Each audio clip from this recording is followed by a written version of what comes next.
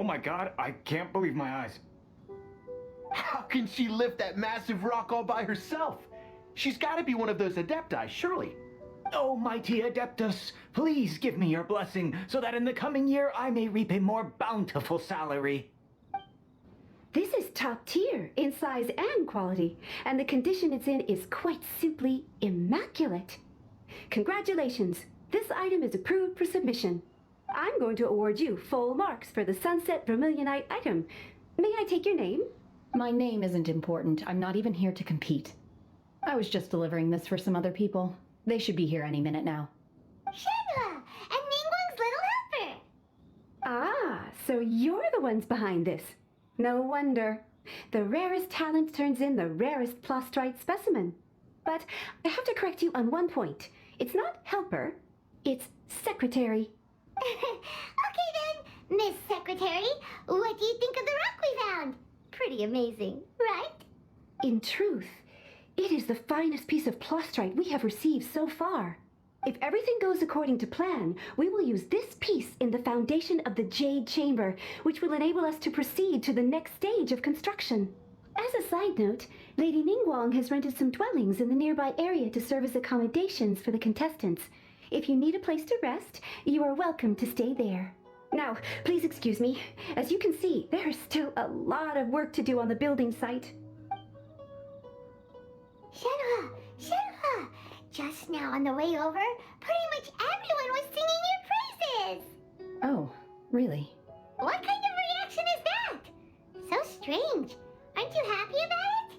Whenever Paimon gets praised, Paimon can't help but hold her head up high and break into a big smug smile. I've had similar compliments before. They call me an Adeptus, treat me with great deference and respect, as if I'm set apart from the common folk. Yeah, 'cause that's how Adepti are. At least the ones we've met are pretty unique and reclusive too. Way different than normal people. But I am not... Shenhe? I'm fine. I've been exerting myself quite a lot ever since we set foot in that abode. I'm just a little fatigued. Well, Byron said that there are some makeshift hotels we can use, right? Let's go check in and take a rest. No need. I simply need to find myself a secluded place in the wilderness to sit and meditate in silence. You can't do that. It's dangerous out in the wild on your own. When you're hungry, you go eat something tasty. And when you're tired, you go lie down in a nice, comfy bed. All right? Seriously, don't punish yourself like this. Okay, if you insist. Great! Now we're talking. Let's head to our hotel.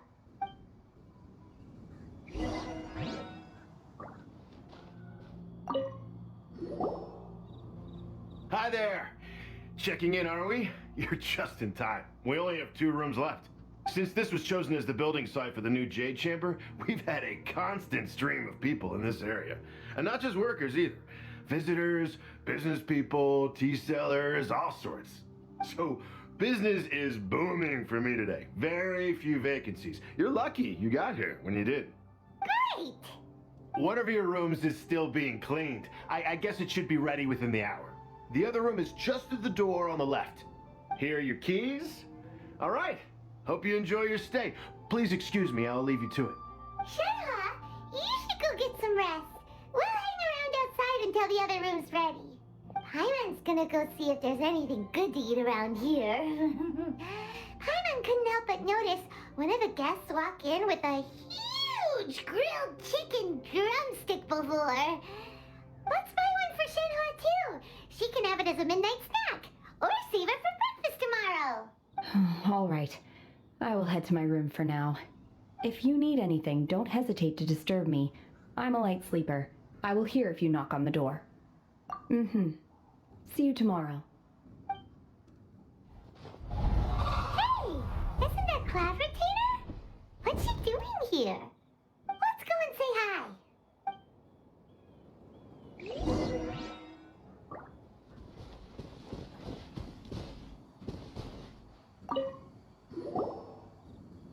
One trusts you have met Shenhe. So, are you getting along quite well? So far, so good. Yeah.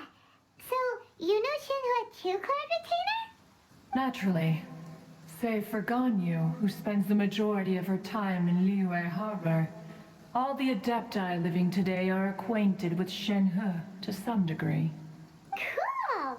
So, what's her Adeptus name anyway? Calling her Shenhe feels kind of friendly, but also kind of disrespectful. So Paimon's thinking maybe it'd be better if we called her by her Adeptus name instead. Her Adeptus name? Why, pray tell, would Shenhe have an Adeptus name? Don't all Adepti have a special title they go by? On this latter point, you are correct. However, Shenhe is human. Oh, right. Wait, what? Paimon neither! This is a real surprise! Do you mean to say that she presents differently from ordinary human beings? Well, to start with, her problem-solving methods are extremely direct. Ah, yes. She was like this all those years ago when one first met her. In this respect, she has not changed. One first found Shenhe by chance in a cave. One was passing by and sensed the presence of a god's remains. Being of an ever-vigilant disposition, one entered immediately to inspect the scene. Inside was Shenhe, then aged around 6 years old. In her hand, she held a dagger with which she was confronting a monster that was the god's remains incarnate. That sounds so dangerous. When one arrived, she had already been locked in confrontation with this monster for several days. Most mortal children are fragile, both physically and mentally, and are highly reliant on their parents for survival. But not so her. That she was able to endure such terrible danger was due not only to her strong willpower, but also to the bloodlust and homicidal instinct with which she was born. One dealt with the monster, yet she still refused to lower her guard. She even pointed her dagger in one's direction and remained ready to strike. Only after she was satisfied that one had no intention to cause her harm did she finally relent. She then passed out without uttering a single word.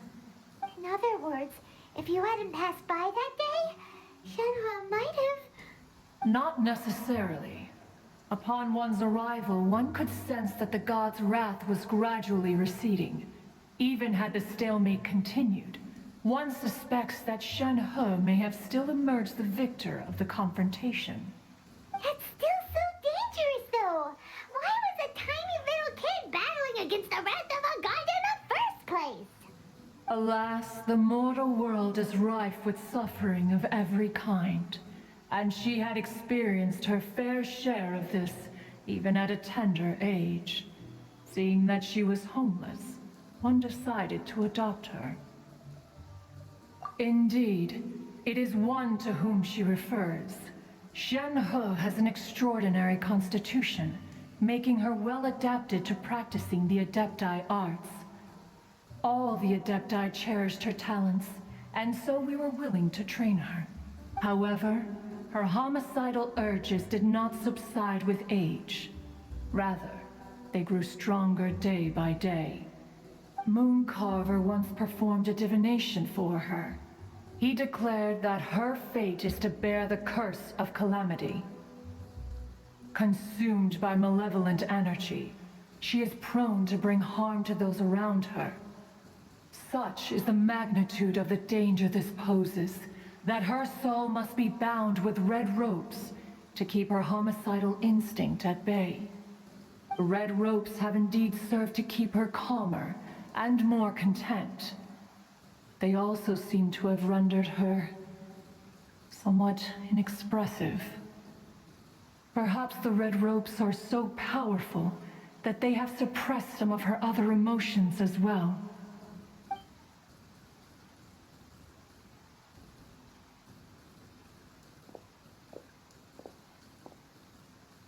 It is only by fate that people's paths may cross.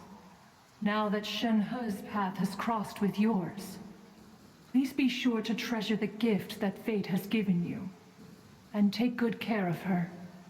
Oh, now Paimon gets it. You came out here to check up on Shenhe because you were worried about her, didn't you? Huh.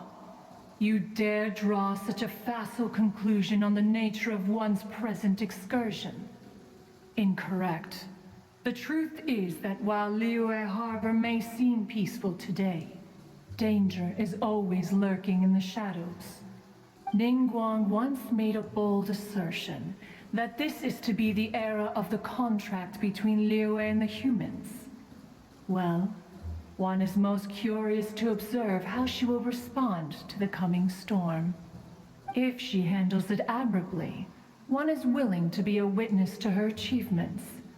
But if she does not, the Adepti shall not hesitate to seize control. Let us conclude our conversation here for today. One has occupied enough of your time, and night is approaching. Be sure to get ample rest. So, Shenhe isn't an Adeptus after all. She just grew up around the Adepti. Oh, no wonder she doesn't like being treated as an Adeptus. Having everyone falling over themselves to show their respect all the time must be kind of hard to deal with.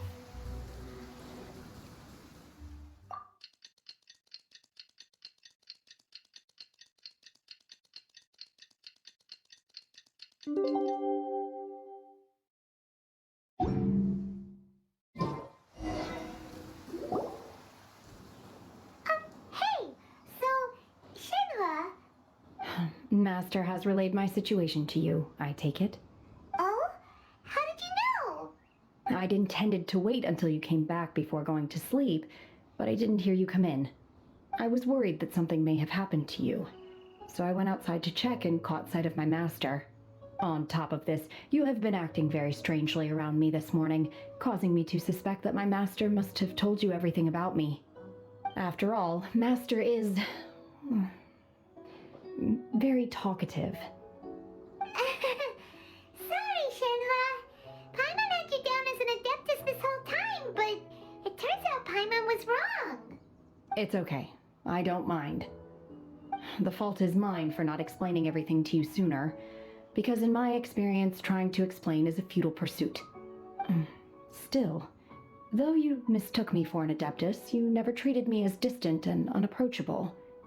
Instead, you treated me as you would a friend. For this, I am very grateful indeed. To be fair, we've met our fair share of real Adepti, too. Anyway, now it's settled. From now on, you're our friend. Whether you're an Adeptus or a human isn't the important thing. First and foremost, we're just plain old friends. Got it. Although I don't know quite what it entails in terms of what I have to do, I must say I like the title friend very much indeed. Great! Well, now that we're all rested up, we should start searching for the other 2 items on the list. But before we do that, let's go to the building site and ask Ningguang's little helper how the progress is going. After all, Sunset Vermilionite is so rare. Paimon doubts many competitors will really be able to find any. If it turns out some of them have given up already, we'll be able to take things a little more slowly. Oh, and another thing. We bought some grilled chicken drumsticks on the way back last night. There was a place just outside. Here's one for you, Shenhe. Try it. They're so good. I concur. It has a rich flavor, far more agreeable than those I've cooked for myself in the wilderness in the past.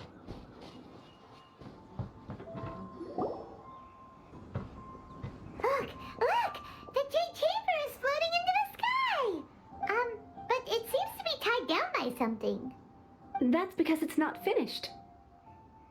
Hey, Bylin! And hey, Beto! And hey, person Paimon doesn't know? Given the enormous scale of the Jade Chamber, we split the construction work into 2 phases to make sure the structure remains balanced. Before we find some suitable plustrite, we build the Jade Chamber's keel at ground level. Once the plastrite is ready, we place it into the keel and let the partially constructed jade chamber rise up to the height of the surrounding mountain peaks. The remainder of the construction work is then carried out at that altitude. Once everything is ready, we release the iron tethers and allow the jade chamber to rise to its target altitude.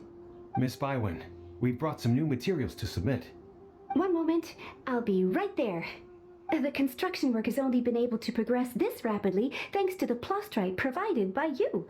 Lady Ningguang is most grateful and looks forward to seeing more of your work. Wow, can't believe you sourced the plastrite so quickly. It's the key piece of the puzzle. Looks like you beat us to the punch. Beto, you're joining the Jade Chamber contest too? Sure am. I happened to get my hands on a chunk of sunset vermilionite on a voyage a while back, so I figured I'd bring it over. Huh. So even though it's rare, we're not the only ones who managed to get a hold of it. Oh, I've got some introductions to do. This is the renowned Miss Yun, or Yun Jin, probably the most famous figure in the Liyue opera scene. Greetings. These two are Paimon and the Traveler, both good buddies of mine. And this is, sorry, I'm not sure we've met. Shenhe. I am their friend. Good to meet you. A friend of a friend is my friend too. Or, as I like to say, a mate of a crewmate is part of the crew. Miss Yun is also here for the contest. Turns out she needed to borrow a boat, so we came together. It's an honor to finally meet you both. I've heard much about you. Miss Shenhe, though we are only meeting for the first time, I have a feeling that we will get along very well indeed. To be honest with you all, I am in great need of this opportunity to ask Lady Ningguang a question. That's why I joined the contest. Thanks to my father's connections, I was able to acquire a specimen of the plastrite required. Fortunately, it was approved for submission, despite being a little on the diminutive side. Wow.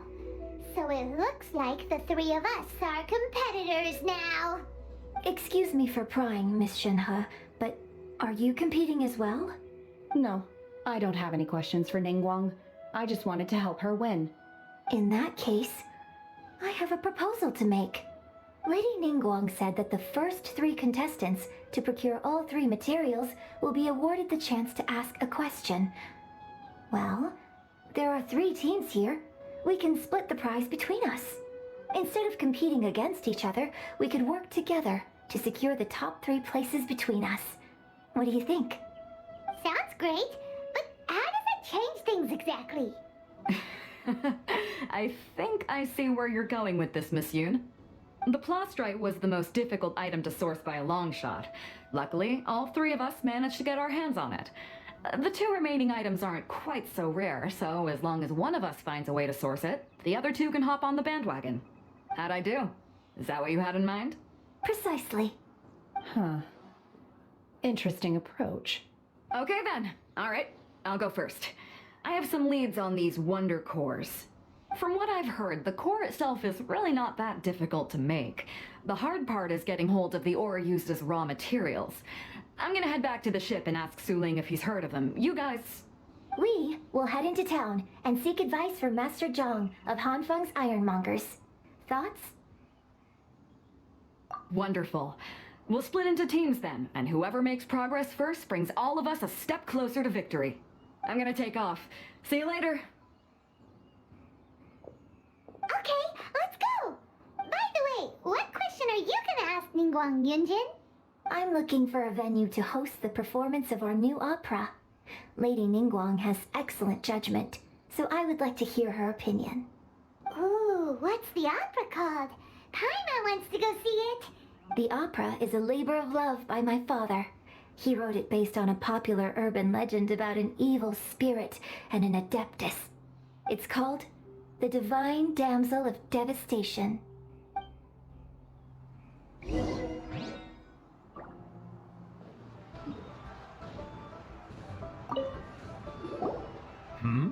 Ah, hello.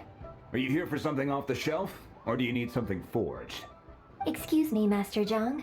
We were wondering if you'd heard of something called a Wonder Core. Of course I have. Sorry, who's asking? My name is Yun Jin.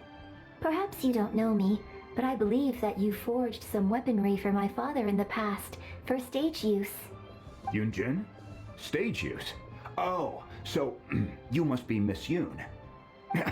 Sorry, my brain's finally caught up. It's not used to doing much beyond bashing a hammer all day. Everyone's heard of you, Miss Yun, even folks who don't make it to the opera all that often. Like myself. So, you're here to ask about wonder cores, huh? As it happens, I do know how to make them. Matter of fact, I made some for Lady Ningguang back when she was building the original Jade Chamber. The types of ore needed to make wonder cores are a little hard to come by. Lady Ningguang supplied them herself last time. I don't suppose you've brought any yourselves? No, we were gonna ask you what kinds of ore we need. Sure. Well, you'll need two kinds. Star Splinter Iron and Subrosium. If I remember correctly, Lady Ningguang sourced her Star Splinter Iron from the Mount Tianheng area. They say it resonates with visions. It could take some work, but if you stick with it, you'll find some eventually. As for the Subrosium, though, that's trickier. It's all but unheard of on the market. I'm really not sure. Sorry. What I've heard is that the people around Mount Tianheng have some sort of magic trick that can pinpoint the location of the stuff. Of course, it's probably just hearsay. If you want my advice, start by looking for Star Splinter Iron around Mount Tianheng. And if you run into any locals, ask them a few questions about Subrosium. Mount Tianheng. Interestingly enough, the story of the divine damsel of devastation also takes place on that mountain. I hear the view there is quite spectacular. A favorite destination of the Adepti, in fact. Perhaps it can give me some inspiration. Let's not delay. We should head straight there.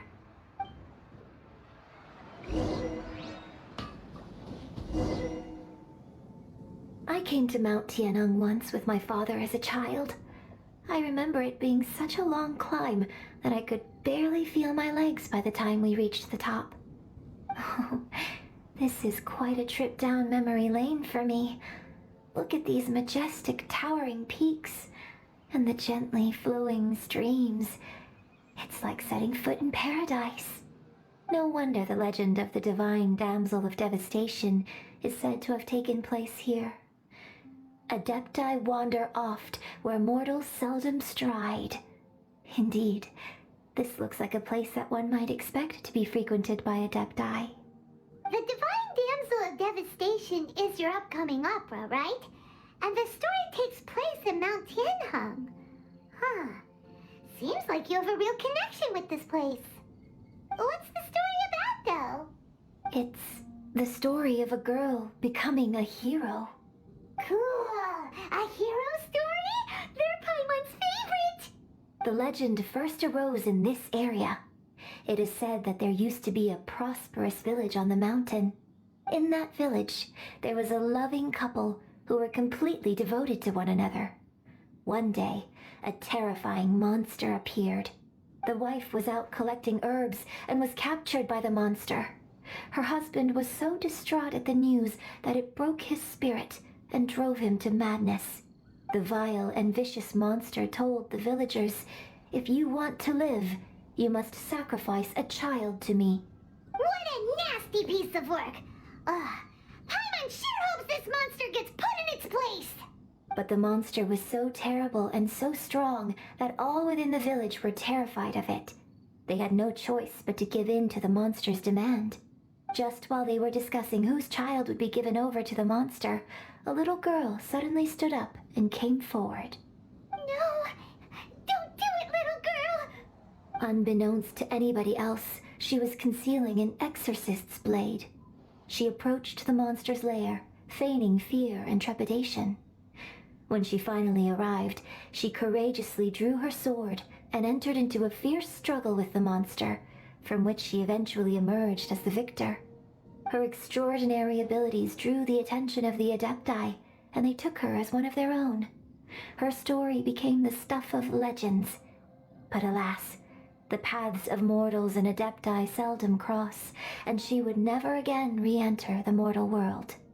And so, destined to grace the mortal realm for but a brief moment, She vanished like a wisp of smoke into thin air. That's how the opera ends. I really like this story. But I personally think that perhaps the little girl was not as brave as the opera makes her out to be. I'm not sure she deserves all the praise she is given. I've never considered that before.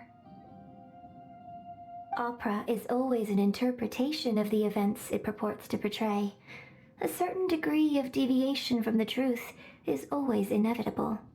When my father wrote the script for this play, I suppose his intention was to inspire his audience with the character of the divine damsel. I think it's a great story. The ideal story. Well, it sure inspired Paimon! Let's go get ourselves some Star Splinter Iron! Yeah!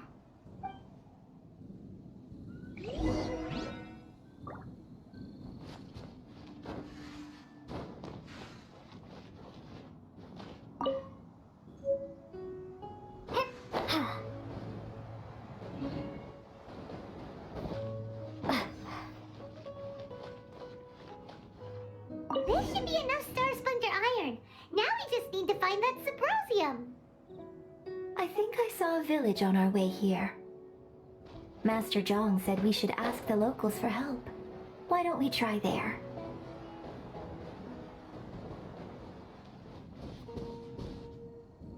Hey, there really is someone here. Yun Jin, looks like you were right. Excuse us, sir. Can we ask you something? Huh. He didn't seem to catch that. Hello, sir. We were just passing by and wanted to ask if you happen to know anything about Subrosium. Is he trying to tell us to look for clues in the village? Well, whatever. Guess we're on our own here. Shenhe, Yun Jin, let's have a look around. Sorry, you can go ahead without me. I'd like to have a word with this gentleman. If that's okay with you, Uncle Mingjin. It's Shenhe. Shenhe. You're alive. The rumors were true. So, all these years? I'm sorry, I don't know how to find Subrosium, but I think you can find some information in the village. This place is deserted now. No one ever comes here. So you can rummage around all you want. Huh? You know this guy, Shenhe? Thank you, kind sir. We'll go and take a look around. Don't worry. Mingjin has no ill intention towards Miss Shenhe. She'll be quite safe. Okay, then let's see what we can find in this village.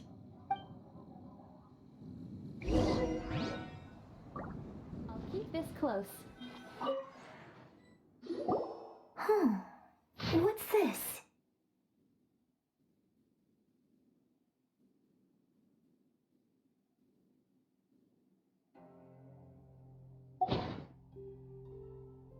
So, Shenhe is the divine damsel?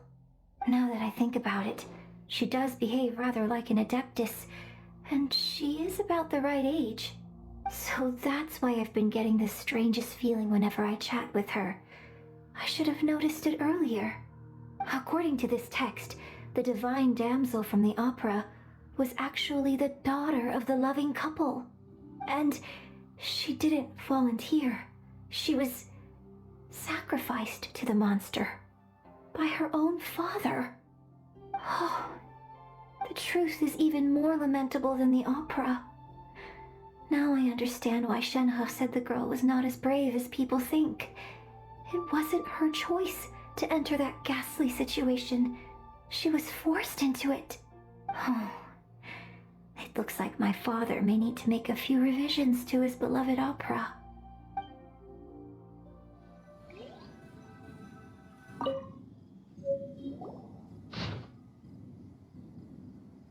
So it seems that Shenhe's father thought he was summoning a benevolent deity using a magic incantation. But in fact, he summoned an evil god's remains, which took the form of a monster. His obsessive yearning for his deceased wife led to a terrible tragedy, The villagers moved away in fear without ever learning the truth. And now, this place is deserted. Still, I do wonder what the connection is between Shenhe and Mingjin. We've looked everywhere, but still no mention of Subrosium. Let's have a look over there.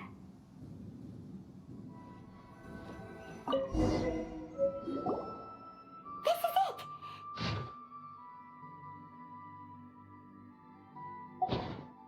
So basically, we need to go to the middle of the lake south of Mount Tianheng at dusk, and we'll find us some Subrosium! Let's go back and tell Shenhe the news!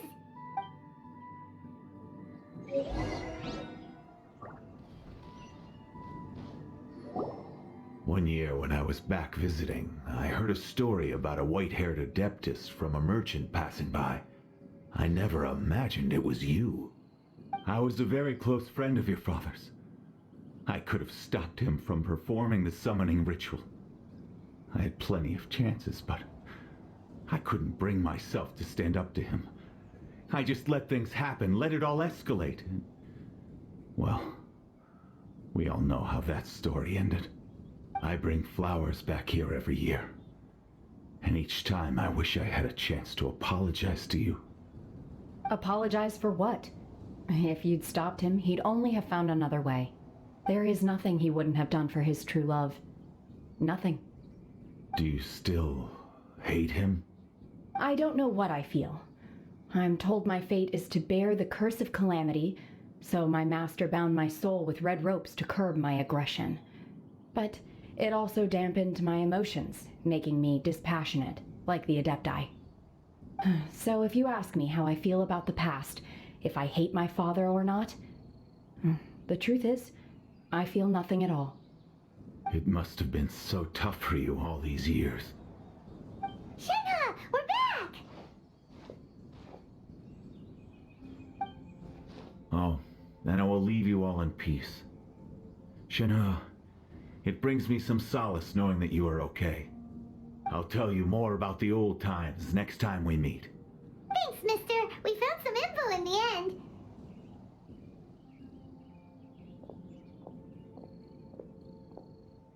Shenhe, look. This tells us how to find Subrosium. All we gotta do is go to the middle of that lake. Let's go then. Miss Shenhe, there's something I'd like to talk to you about. Just now, in the village, we found your father's diary. It turns out that many of the details in the Divine Damsel of Devastation are not true to the facts. So I'd like to change them. Why? I know I say that opera always deviates from the truth, but now that the main character is standing right here in front of me, I cannot simply dismiss your lived experience in favor of my father's fiction. It's okay. I like your version. My master once said that the day I learn how to use my strength for the good of others is the day that I can truly become part of human society. So, I hope that one day I might be brave enough to stand up and protect others, just like the girl in the opera. But I've never thought this way before, and I wonder whether I will continue to think in this way. Don't worry. I believe you will. In fact, I think maybe you've already started to become the person you aspire to be. You just haven't had the opportunity to see it for yourself yet. Shenhe, Yun Jin, cut the chit-chat. Let's go. We can't let someone else beat us to it.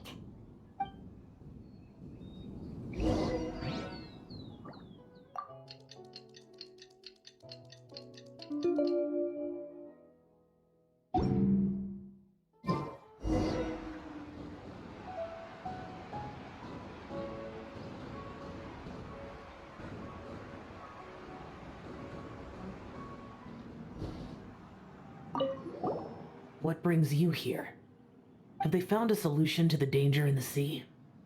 Ningguang didn't tell you. Something has happened in Guyun Stone Forest. According to the contract, as an Adeptus, I should not get involved for now. But these things can be unpredictable. I have a contingency plan of my own. Only a single mountain lies between here and Liyue Harbor. If things get out of control, I will defend this place myself. That's everything we need! Let's head back and report in! Paimon's curious if Beto's made any progress. Oh, goodness. So, are they okay? This is some top quality ore you found. I think I'll get a good end product out of these. Guess now it's my time to shine. Hey everyone, how's the A-team doing? I ran into a bit of a brick wall on my end. Suling's never seen a Wonder Core before, and says it'd take a lot of research for him to get up to speed. Leave the Wonder Cores to me. I'll work on them while you go about your business. Don't worry. It won't take me too long. Much obliged, Master Zhang. We should look into the Adepti sigils next, but where should we find items relating to the Adepti? I'll sort that out. Oh? You got this then? Yes. I have been training with the Adepti for years. I know a thing or two about making sigils. When we first met, I told you I came for the Jade Chamber, not the contest. In fact, I came specifically to deliver Adepti sigils. Master heard that Ningguang was planning to rebuild the Jade Chamber, so she sent me to deliver some Adepti sigils to her. Master also said she hoped that I can take this opportunity to rejoin human society. But now that I'm here, I wonder if I've been removed from the world for too long. There's so much basic knowledge that I lack. Maybe it won't work for me to stay here after all. But either way, I'm very glad to have met you, and I'll take care of those Adepti sigils. Without knowing the ins and outs of your situation, I can't say whether you should stay or not. But now that our paths have crossed, we'll always have a connection. So if you're ever feeling down, come find me on my ship. There'll be a drink waiting for you. Thank you. So, Master Zhang, I'll need to use your facilities to make the sigils. Fine by me. I'm actually curious to see how the Adepti arts work. Maybe I'll learn something.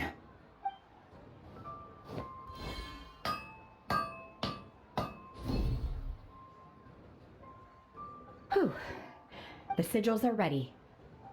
Though they are in some respects inferior to my master's, I can assure you there will be no quality issues. I've finished forging the things you asked for, too.